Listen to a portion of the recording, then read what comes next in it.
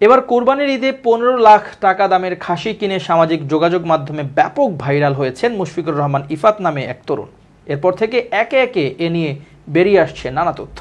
জানা যায়, ছাগল কাণ্ডে ভাইরাল হওয়া সেই তরুণ জাতীয় রাজস্ব বোর্ডের NBR সদস্য মোহাম্মদ মতিউর রহমানের দ্বিতীয় পক্ষের স্ত্রী শাম্মী আখতার শিবলির ছেলে।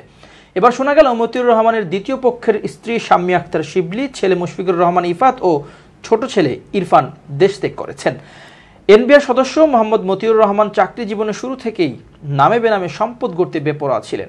কর ফাঁকির সুবিধা দিয়ে দেশের নামি দামি শিল্প প্রতিষ্ঠানের কর্ণধারদের সঙ্গে ব্যবসায়িক কানেকশন গড়ে তোলেন তিনি। তার বিরুদ্ধে ট্রেড ক্যাডারের কর্মকর্তা হয়েও সুকৌশলে কাস্টমস ক্যাডারে প্রবেশ, LC জালিয়াতি, বন্ড সুবিধায় আনা পণ্য খোলা বাজারে বিক্রি সহ নানা অপকীর্তির বিস্তর অভিযোগ আছে।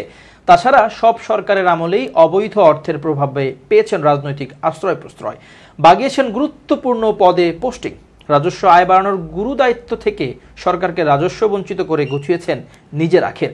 কয়েক হাজার কোটি টাকার সম্পদের প্রায় সবই গড়েছেন স্ত্রী, সন্তান ও আত্মীয় স্বজনদের নামে। সব মিলে সম্পদের পাহাড় গড়ে তুলেছেন, কিনেছেন দামি গাড়ি বাড়ি। এই NBR সদস্য হাতে পড়েন 31 লাখ টাকার বেশি দামের রোলেক্স ঘড়ি। তবে নিজেকে ধরাছোঁয়ার বাইরে রাখতেই নানা ধরনের কৌশলের আশ্রয় নিয়েছেন তিনি। তবে প্রভাবশালী এই সরকারি কর্মকর্তা চাকরি জীবনের প্রায় শেষ পর্যায়ে এসে অতি সম্প্রতি ছাগল কাণ্ডে ফেঁসে গেছেন।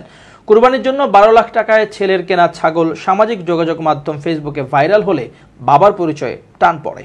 পরে সোশ্যাল মিডিয়ায় ঘটনাটি নিয়ে তোলপাড় শুরু হলে প্রথম পক্ষের স্ত্রী লায়লা কানিজ লাকির সঙ্গে আলোচনা করে পারিবারিক ড্রামা সাজান মতিউর।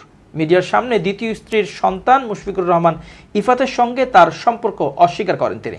তবে এতেই বাধে জট। বাবার অস্বীকৃতি পারিবারিক টানাপোড়েনে চরমে ওঠে সন্তান ইফাত রাগ অভিমানে চেষ্টা চালান আত্মহননের। সংশ্লিষ্ট সূত্রে জানা যায়, পরিবারের সম্মিলিত সিদ্ধান্তে দ্বিতীয় পক্ষের স্ত্রী শাম্মী আখতার শিবলি ছেলে মুশফিকুর রহমান ইফাত ও ইরফান দেশ ত্যাগ করে মালয়েশিয়ায় পাড়ি জমিয়েছেন। বুধবার চট্টগ্রাম হয়ে কুয়ালালামপুরের উদ্দেশ্যে দেশ ত্যাগ করেন তারা।